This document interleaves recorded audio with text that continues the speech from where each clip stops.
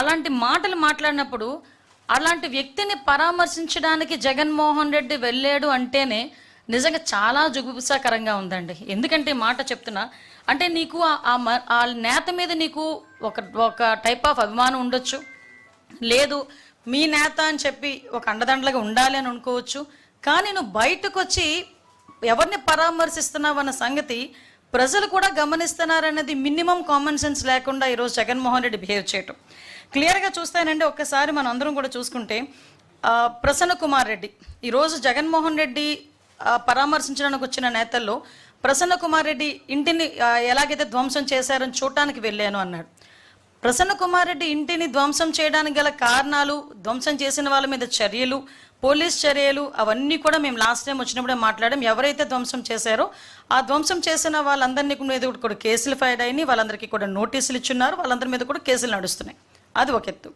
ఇంకొకటి ఏంటంటే ఇదే ప్రసన్న కుమార్ రెడ్డి మాటల్ని కోర్టులు సైతం ఆ రోజు తప్పుపట్టిన పరిస్థితి. కోర్టులో కూడా ప్రత్యేకంగా ఇలాంటి మాటలు మాట్లాడకూడదు అని చెప్పిన సందర్భాన్ని కూడా ఈరోజు మీకు తెలియజెప్తున్నా. ఎందుకంటే నేను చాలా సందర్భాల్లో చెప్పానండి, గౌరవ ముఖ్యమంత్రి గారు కూడా చాలా సందర్భాల్లో చెప్తుంటారు, మాకు రాజకీయ పార్టీలో ఉండి ఒక రాజకీయ నాయకుడిగా, ఒక ఎమ్మెల్యేగా, ఒక మాజీ ఎమ్మెల్యేగా, ఒక మంత్రిగా, మాజీ మంత్రిగా ఎంతమంది ఉన్నా మనల్ని కొన్ని లక్షల మంది, కోట్ల మంది ఫాలో అవుతారు.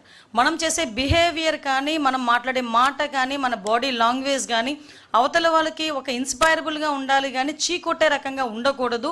మనల్ని చూసి మంచి నేర్చుకోవాలి కానీ మనల్ని చూసి చెడు నేర్చుకోకూడదు. మనల్ని చూసి ఒకరికి ఆదర్శంగా నిలబడాలి అని అనిపించుకోవాలి కానీ ఒకరిని చూసి ఇలా మాత్రం ఉండకూడదు అనిపించుకోకూడదు అనే సందర్భం చాలా సందర్భాల్లో చెప్తుంటారు.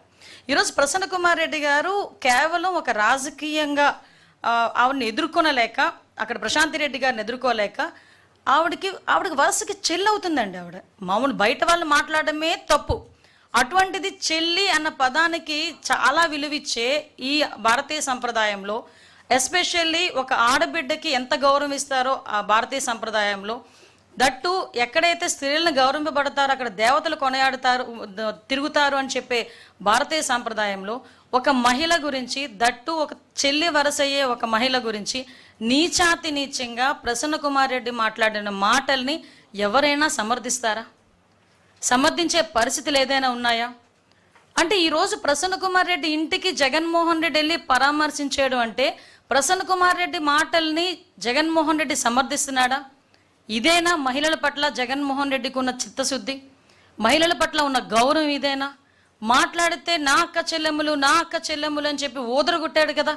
మరి ఈరోజు సొంత పార్టీలోని ఉన్న ఒక మాజీ ఎమ్మెల్యే, అన్ని సంవత్సరాలు రాజకీయం ఉన్న వ్యక్తి ఈరోజు బయటకు వచ్చి చెల్లెలు వరుస అయిన అమ్మాయి గురించి నిజాతి నిజంగా మాట్లాడితే కనీసం కన్సర్న్ కూడా, అంటే ఆ మహిళ పట్ల కన్సర్న్ కూడా లేకుండా ఆ ప్రసన్న కుమార్ రెడ్డి ఇంటికి వెళ్ళి ఇలా దాడి చేశారు, ప్రసన్న కుమార్ రెడ్డిని చంపేసేవారు. అరే ఇక నేను ఒక విషయం మాట్లాడాలండి. ఆ రోజు మా పట్టాభి గారు ఒక మాట మాట్లాడితే ఏదో మీకు కోపం వచ్చింది, మీ కార్యకర్తలకి బీపీలు వచ్చినాయి అని చెప్పి సాక్షాత్తు మా తాలూకా పార్టీ ఆఫీసుల మీద దాడి చేసే పరిస్థితి మీరు అందరికీ తెలుసు. ఆ రోజు కేసులు పెడితే కనీసం కేసులు తీసుకోవడానికి కూడా ఒక పోలీస్ కూడా ముందుకు రాలే. ఈరోజు మా పరిస్థితి అది కాదు. ఈరోజు ప్రసన్న కుమార్ రెడ్డి గారి ఇంటి మీదకి దాడి చేసిన వాళ్ళందరి మీద కూడా కేసులు పెట్టాం. వాళ్ళు ఎవరెవరి మీద అయితే కేసులు పెట్టారో వాళ్ళందరి మీద కూడా మేము కేసులు పెట్టాం. ఈరోజు వాళ్ళందరికీ నోటీసులు ఇష్యూ చేశాం, వాళ్ళందరూ కూడా ఎంక్వైరీకి వస్తున్నారు.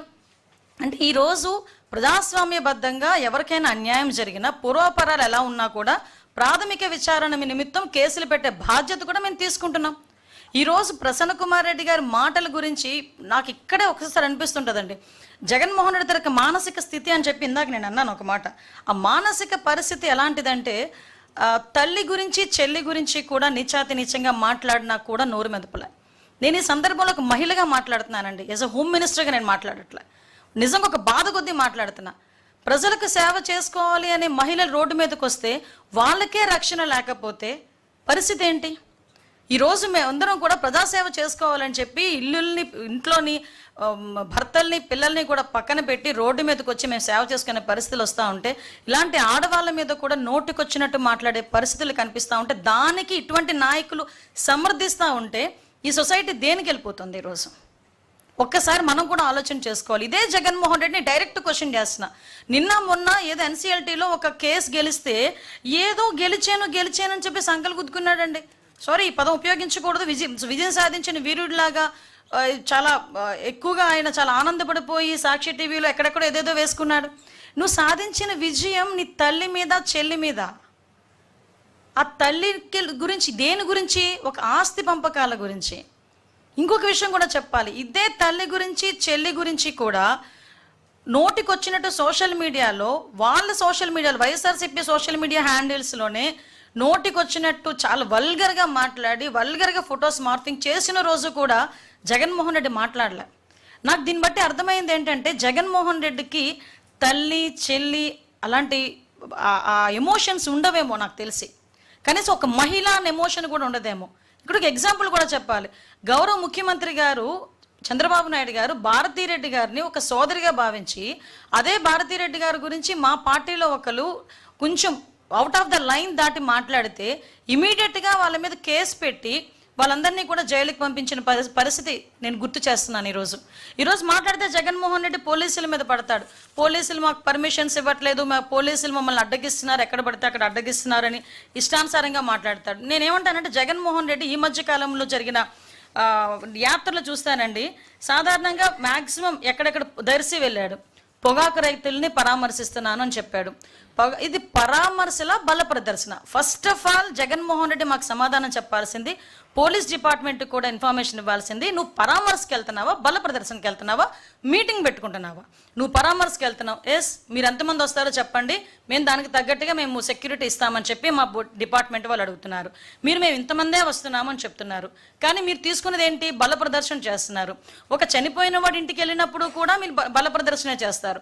ఒక రైతులను పరామర్శించడానికి వెళ్ళినప్పుడు మీరు బల ప్రదర్శన చేస్తారు. లేదు ఒక గాంజాయి బ్యాచ్ని పరామర్శించడానికి వెళ్ళినప్పుడు మీరు బల ప్రదర్శన చేస్తారు. లేదు ఒక సంవత్సరం తర్వాత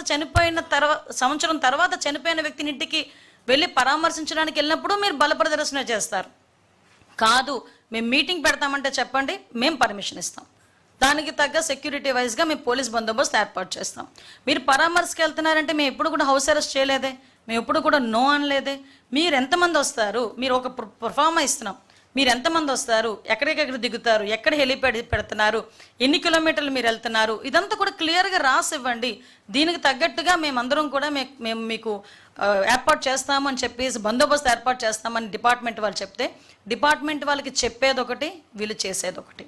పోనీ ఏదో రకంగా చేస్తున్నారు కదా, మాకు తగ్గట్టుగా మేము బందోబస్తు ఏర్పాటు చేసుకోవాలి, పబ్లిక్కి ఇబ్బంది కలగకూడదు, జనాలకి ఇబ్బంది కలగకూడదు అని మా తాపత్రయం కొద్ది మేము పనిచేస్తూ ఉంటే తిరిగి పోలీసుల మీద నోటికొచ్చినట్టు మాట్లాడే పరిస్థితులు కనిపిస్తూ ఉన్నాయి. ఈరోజు మనం చూస్తే అండి, ఒక గాంజా బ్యాచ్ని పరామర్శించడానికి తెనాలి వెళ్తాడు. అసలు వాళ్ళందరూ పోలీసుల మీద తిరగబడ్డ ఒక గాంజా బ్యాచ్ గురించి తెనాలి వరకు వెళ్ళి సమర్థించాడంటేనే ఒకసారి జగన్ తాలూకా మానసిక పరిస్థితి మనం అర్థం చేసుకోవచ్చు. జూన్ 4వ తారీఖు 2024లో ఒక వ్యక్తి బెట్టింగ్ యాప్ల్లో డబ్బులు పోగొట్టుకుని సూసైడ్ అటెంప్ట్ చేసి 2-3 రోజుల తర్వాత చనిపోతే అతన్ని పరామర్శించడానికి ఒక సంవత్సరం తర్వాత వెళ్ళి 3 ప్రాణాలు తీసిన పరిస్థితి. ఈరోజు మనం ఆ క్యాన్వాయ్లో గనక అబ్జర్వ్ చేస్తానండి, వెళ్తున్నంతసేపు కూడా నెమ్మదిగా వెళ్ళటం, కావాలని అభివాదాలు చేసుకుంటూ వెళ్ళటం, తోపులాట్లు జరిగేటట్టుగా క్రియేట్ చేయటం. లేదు, బండి కింద ఒక మనిషి పడిపోతే స్పృహ ఉండదా అంటే నాకు అర్థం కాదు. ఒక బండి కింద ఒక చిన్న కుక్కపిల్ల పడితేనే మనకు తెలుస్తుంది. అటువంటిది మనిషి తలకాయ బండి కింద ఉండి కనీసం పక్కకి తిరిగి లాగేసారా తప్పించి, ఆ రోజు ఆ వ్యక్తిని కనుక ఇన్ టైంలో హాస్పిటల్కి తీసుకెళ్ళి ఉంటే డెఫినెట్గా అతను బతికేవాడు కదా. కనీసం ఆ సామాజిక స్పృహ లేదు, కనీసం ఆ హ్యుమానిటీ లేదు. అంటే ఒక రకమైన మానసిక పరిస్థితి, అదే అంట ఒక